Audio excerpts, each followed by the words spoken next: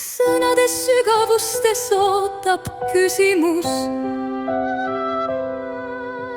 Avades müstikaid, uurides jumalikku keerukust.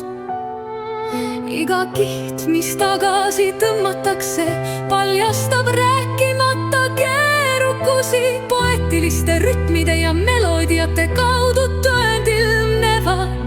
Mis on meie olemuse olemus, meie hing ja süda?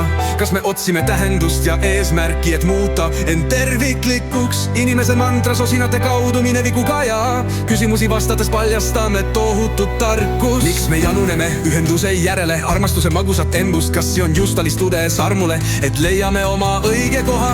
Iga laulu tekst, iga salm on peegel meie igatsevale südamele. Suunentets meid läbi varjude, kus peidetud tõend avalduvad.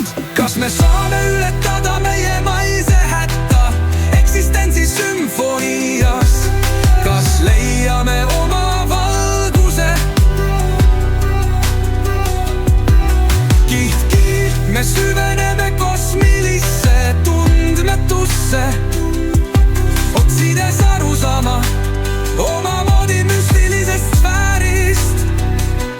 Millised sümbolid on uinuvad, oodates avalikuks saamist? Sümbolismi tantsus on hing tõeliselt ravastatud. Kui me mõtleme nendele küsimustele poetilise maisterlikkuse kaudu, otsija avab jumaliku ülemuse täpesti. Seega süvenege sügavamale, kallis otsija, pärsi olemusse. Kuna küsimuste ja vastuste mängu sümbritseme